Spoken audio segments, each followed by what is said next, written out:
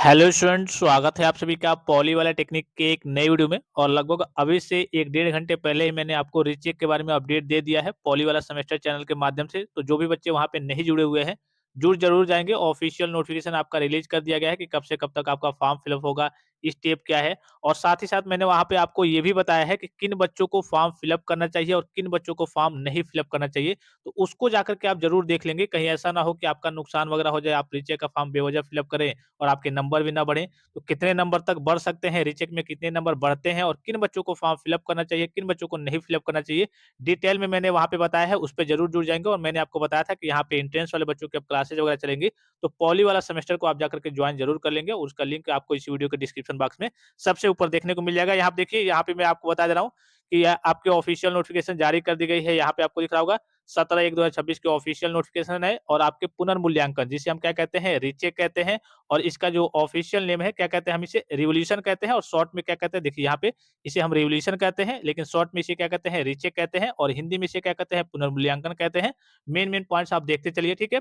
उसके बाद से देखिए, इसमें आपके 3 चरण होते हैं। क्या क्या होते हैं, आपको लॉग इन करके यहाँ पे दिख रहा होगा आपको। यहाँ पे आप जैसे मान लीजिए, जैसे आप रिजल्ट देखने जाते हैं, वैसे जैसे जाएंगे तो आपको एक ऑप्शन देखने को मिलेगा। रिजल्ट वाले ऑप्शन में ही आपका लिंक एक्टिवेट होगा जब, तो कि अप्लाई फॉर रिवोल्यूशन, ठीक है। उसी वाले ऑप्शन पे आपको क्लिक करना होता है। ये रजिस्ट्रेशन का मैं आपको प्रोसेस बता रहा हूँ। जैसे उस पे क्लिक करेंगे तो सबसे पहले आपको रजिस्ट्रेशन करना होगा। आप अपना एनरोलमेंट नंबर और डेट ऑफ बर्थ वहाँ पे फिलअप करके क्या करेंगे, अपना रजिस्ट्रेशन करेंगे।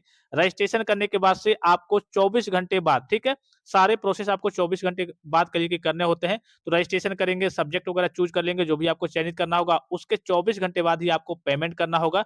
आपको पेमेंट के बारे में मालूम है कि पर सब्जेक्ट आपका 500 रुपए लगता है। अगर 2 सब्जेक्ट है तो 1000 हो गया, 3 है तो 1500, 4 है तो आपका कहिए कि 2000 हो गया, 5 है तो 2500 हो गया। पर सब्जेक्ट आपका 500 रुपए रीचेक का अर्थात रिवोल्यूशन का फीस लगता है, ठीक है। तो आपको सब्जेक्ट चूज करना है, रजिस्ट्रेशन करना है, सब्जेक्ट चूज करना है। उसके 24 प्लस घंटे बाद ही आपको फी पे करना है। और पूरा मैं आपको लाइव प्रोसेस वहां पे बताऊंगा भी कि आपको मोबाइल फोन से घर बैठे कैसे रीचेक का फॉर्म फिलअप करना है। देखिए, ये ध्यान देना है कि कोई गलती जल्दीबाजी नहीं करनी है, नहीं तो पूरा आपका नुकसान हो जाएगा। एक तरीके से जो ऑप्शन आपको रीचेक का मिला है वो भी आपका बेकार चला जाएगा, ठीक है। और उसके 24 घंटे बाद फिर क्या करना है, आपको रसीद को डाउनलोड करना है। और रसीद को डाउनलोड करने के बाद से काफी सारे बच्चे पूछते हैं, सर उसको कॉलेज में जमा करना है या फिर नहीं। तो आपको कॉलेज में जमा करना होता है, वो भी मैं आपको नोटिस में दिखा दे रहा हूँ, ठीक है।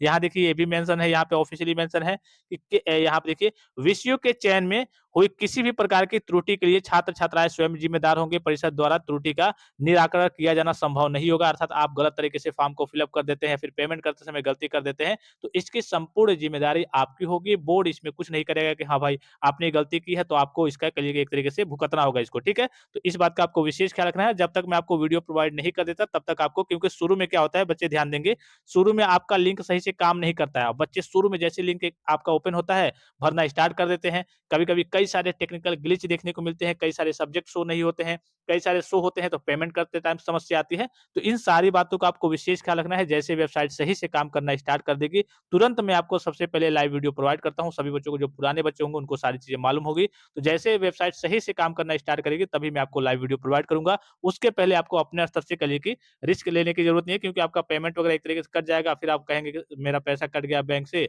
और यहाँ पे सक्सेसफुल नहीं दिखा रहा है। जब तक वेबसाइट पे सक्सेसफुल नहीं दिखाएगा, तब तक आपको करिए कि दोबारा पेमेंट करना होगा। वही चीज़ यहाँ पे लिखा हुआ है कि कैसे पेमेंट वगैरह करना है। अगर आपका करिए कि पैसा वगैरह कट जाता है, ठीक है? तो यहाँ पे इस केस में आपको घबराने की ज़रूरत नहीं है। अगर आपका सक्सेसफुल नहीं हुआ है, तो आपको दोबारा पेमेंट करना है और पैसा जो है वो आपका बैंक से 48 घंटे या फिर 72 घंटे में रिफंड हो जाएगा। तो मैं जब तक आपको वीडियो प्रोवाइड नहीं करता हूँ, तब तक आपको करिए कि अपने स्तर से पेमेंट नहीं करना है। और फीस के बारे में आपको बताने की ज़रूरत नहीं है कि कितना लगता है पर सब्जेक्ट, ठीक है? ये वही बताया गया है, प्रोसेस पूरा बताया गया है कि हाँ, कैसे-कैसे आपको debit card, credit card, net banking सारे ऑप्शंस आपको देखने को मिलते हैं, ठीक है? आप जैसे ही पेमेंट कर देंगे, उसके 24 घंटे बाद से आपको उसकी रसीद डाउनलोड करके देखिए, यहाँ पे लिखा हुआ है कि यहाँ पे देखिए, आवेदन एवं जो भी आप रजिस्ट्रेशन करेंगे और करिए कि पेमेंट करेंगे, उसके प्रिंट आउट को अपने संस्था प्रधानाचार्य को जमा करना होगा। अर्थात इसको आपको कॉलेज में जमा करना होगा। अब यहाँ पे देखिए, एक हेल्पलाइन नंबर भी दिया गया है, हालाँकि ये हेल्पलाइन नंबर जल्दी लगता नहीं है। अगर कोई गलती हो जाती है आपसे किसी प्रकार की, तो यहाँ पे बोर्ड ने आपको हेल्पलाइन नंबर दिया है, इस पे कॉन्टैक्ट करके आप बात करके उसका समाधान वगैरह प्राप्त कर सकते हैं। ये भी यहाँ पे बताया गया है कि अगर बैंक से करिए कि कोई परेशानी होती है, आपका पैसा कट गया है वहाँ पे और अनसक्सेसफुल दिखा रहा है, तो आपका पैसा आपको बैंक के कस्टमर केयर से बात करना है। इसमें बोर्ड कुछ नहीं करेगा। आपका पैसा 24 से 48 से 72 घंटे में आपका रिफंड हो जाता है, अगर फेल्ड होता है पेमेंट वगैरह तो। जब तक वहाँ पे सक्सेसफुल नहीं होगा तो आपको दोबारा पेमेंट करना होगा, ठीक है? अब डेट वगैरह देख लीजिए, डेट कब से कब तक है? तो 19 से आपका स्टार्ट है, 19 जनवरी 2026 से स्टार्ट है और 22/1/2026 तक आपके क्या है लास्ट डेट है। और प्रिंट आप रसीद वगैरह कब तक प्रिंट कर सकते हैं? 24/1/2026 तक आप इसको प्रिंट कर सकते हैं, रसीद को प्रिंट करके और कॉलेज में आपको सबमिट करना होता है। डेट को इसको आपको याद रखना है, 19, 20, 21, 22 आपको 3 दिन तक का मौका मिला है। 19, 20, 21, 22 4 दिन तक का आपको मौका मिला है और उसके बाद से 2 दिन एक्स्ट्रा मिला है, रसीद डाउनलोड करने के लिए 2 दिन एक्स्ट्रा मिलता है, ठीक है? उसके बाद से यहाँ पे देखिए यही बताया गया है कि आपसे अपेक्षा है कि अपनी संस्था के अधीनस्थ छात्र-छात्राओं को कतिपय विषय में आवेदन करते समय पुनर्मूल्यांकन का विकल्प चयन सावधानीपूर्वक किए जाने एवं जिन विषयों की परीक्षा विषम सेमेस्टर यानी कि जो भी आपका एग्जाम हुआ है, जिस भी सेमेस्टर का एग्जाम हुआ है, जितने सब्जेक्ट में आप जितने में भरना चाहें। जैसे कोई बच्चा है, उसको क्या करना है, 5 सब्जेक्ट मान लीजिए उसने दिया था एग्जाम, उसको 2 ही में भरना है तो 2 ही में भरे, 3 में भरना है 3 में भरे, 5 में भरना है 5 में भरे, 1 ही में भरना है रीचेक 1 में भरे। जितना मर्ज़ी जितने में चाहे सभी बच्चे भर सकते हैं और जितना सब्जेक्ट में चाहे उतने सब्जेक्ट में भर सकते हैं। 1 सब्जेक्ट में, 2 में, 3 में, 5 में जिनको लगता है कि हाँ, इसमें मेरा क्लियर हो जाएगा। रीचेक मतलब क्या होता है? अपनी कॉपी को दोबारा जाँच कराना। तो अगर आपको लगता है कि इस सब्जेक्ट में मेरा क्लियर हो जाएगा, इसमें मैंने अच्छे से लिखा था, तो उसी में आपको रीचेक का फॉर्म फिल अप करना है। कोई ज़रूरी नहीं है कि हाँ, सभी में फिल अप करना है, जिसमें आपको कॉन्फिडेंस होगा कि हाँ, इसमें मेरे नंबर बढ़ सकते हैं, उसी में आपको रीचेक का फॉर्म फिल अप करना है। जिसमें नहीं लग रहा होगा आपको कि नहीं इसमें नहीं बढ़ेगा, इसमें तो हमने लिखा ही नहीं था, तो उसमें आपको नहीं भरना होता है। भाई ज़ाहिर-सी बात है उसमें आपका पैसा वेस्ट होगा, क्या फ़ायदा? हाँ, रिस्क लेकर के अगर आपका 14 नंबर से ऊपर है, तो रिस्क लेकर के आप भर सकते हैं। हो सकता है कि कोई अच्छा नेचर नेचर का टीचर आपको देखने को मिल जाए रीचेक में, क्योंकि रीचेक का ये रूल है। अभी यहाँ पे ऑफ़िशियली मेंशन भी है, इसलिए मैं आपको पूरा पढ़ के नहीं बता रहा हूँ। रीचेक का ये रूल है, क्या रूल है कि आपकी कॉपी जो भी जाँच करेगा, तो पहले जितना जाँच हुआ है, मान लीजिए सपोज़ कीजिए कि पहले किसी एग्जामिनर ने जाँच किया है, अब रीचेक का फॉर्म फिल अप करेंगे, तो पहली बात वो एग्जामिनर आपकी जो पहले जाँच किया था, वो आपकी कॉपी को नहीं जाँच करेगा। दूसरी बात कि पहले आपको मान लीजिए कि 8 नंबर मिला था या फिर 10 नंबर मिला था, एग्जाम्पल के लिए मान ले रहे हैं कि 10 नंबर मिला था, तो दूसरा जब आप रीचेक के लिए आपकी कॉपी जाएगी, तो इस 10 नंबर को एक तरीके से हिडन के रूप में रखा जाएगा। ये जो एग्जामिनर आपकी कॉपी को चेक करेगा, ये इस नंबर को देख नहीं पाएगा, ये एक तरीके से हिडन रहता है, क्योंकि आपकी कॉपी का पीडीएफ बनाया जाता है, डिजिटल तरीके से आपकी कॉपी जाँच होती है, तो दोबारा पीडीएफ बना कर के नए टीचर को जो रीचेक की कॉपी रीचेक करेगा, दोबारा जाँच करेगा, उसको दे दिया जाएगा। ये नंबर पहले आपको कितना मिला था, ये उसको नहीं पता चलेगा। अब जब उसको ये पता नहीं चलेगा, तो वो क्या करेगा, अपनी इच्छा के अकॉर्डिंग उसको जितना अच्छा लगेगा कि हाँ, इस बच्चे को 10 नहीं, इसको 25 मिलना चाहिए, इसको 30 मिलना चाहिए, तो वो अपनी इच्छा के अकॉर्डिंग आपकी कॉपी को रीचेक करेगा। उसको जितना अच्छा लगेगा, समझ में आएगा, वो उतना नंबर देगा, क्योंकि पहले का नंबर उसको पता नहीं चलेगा, तो ज़ाहिर-सी बात है कि अपने इच्छा के अकॉर्डिंग वो सारी चीज़ों को चेक करेगा। इसी के रिगार्डिंग क्या दिया गया है, ये ऑफिशियल नोटिफ़िकेशन, यहाँ पे वही सारी चीज़ें बताई गई है, ठीक है? एक और चीज़ बताया गया है कि अगर मान लीजिए सपोज़ कीजिए कि आपका 18 नंबर आया है, ठीक है? टोटल आपका 18 नंबर आया है, आपने रीचेक का फॉर्म फिल अप किया, तो 18 नंबर का 10% कितना होगा?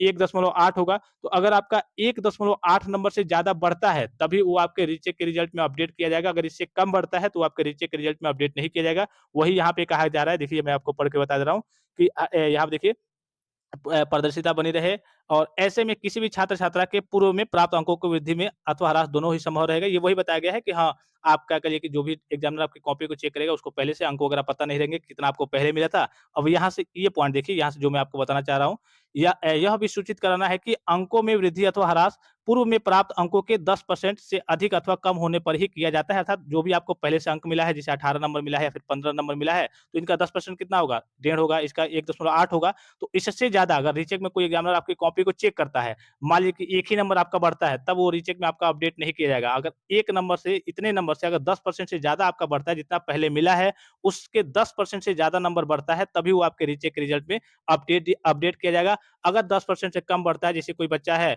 उसको 18 नंबर मिला है, ठीक है? और अभी फिलहाल की बात करें तो उसका 1 नंबर और बढ़ रहा है, ठीक है? तो 19 नंबर उसका कर दिया जाएगा, लेकिन 19 नहीं किया जाएगा, क्योंकि रूल है ये कि 10% से ज़्यादा आपके नंबर बढ़ेंगे रीचेक में, जो भी एग्जामिनर आपकी कॉपी को चेक करेगा, तो पहले जितना मिला था उसके 10% से ज़्यादा अगर आपके नंबर बढ़ेंगे, तभी आपको रीचेक में अपडेट किया जाएगा। अब भाई ज़ाहिर-सी बात है कि आधा नंबर, 1 नंबर, डेढ़ नंबर वो कह लीजिए कि रीचेक में अपडेट नहीं किया जाएगा। कहने का सीधा मोटा-मोटी मतलब ये समझ लीजिए कि अगर आपका आधा नंबर, 1 नंबर, डेढ़ नंबर तक बढ़ता है, तो वो आपके रीचेक में अपडेट नहीं किया जाता है। जितना पहले था उतना ही देख करके आपका कह लीजिए कि रिजल्ट जारी कर दिया जाएगा। अगर 2 नंबर, ढाई नंबर, 3 नंबर मतलब ज़्यादा बढ़ता है, 2 नंबर मोटा-मोटी कि डेढ़ नंबर या फिर 2 नंबर से ज़्यादा बढ़ता है, तभी वो आपके रीचेक में अपडेट किया जाता है, ठीक है? अब यहाँ पे वही बताया गया है कि हाँ, आपको सही तरीके से फॉर्म को फिल अप करना है और बता देना है कि जो भी बच्चे कह लीजिए कि मोबाइल नंबर वगैरह लिखे थे, उनको फिल अप करने की ज़रूरत नहीं है। आपको फिल अप करने का मौका भी नहीं मिलेगा, क्योंकि आपका डायरेक्टली अगर आपने मोबाइल नंबर लिखा था, तो 0-0 नंबर कर दिया गया है। अगर मान लीजिए कि नहीं भी पकड़े गए हैं, पहली बार आपने करिए कि आपकी कॉपी चेक हो गई है और आपको मान लीजिए कि 12 नंबर मिल गया है और आपने मोबाइल नंबर लिखा भी था, तब भी आपको 12 नंबर मिल गया है,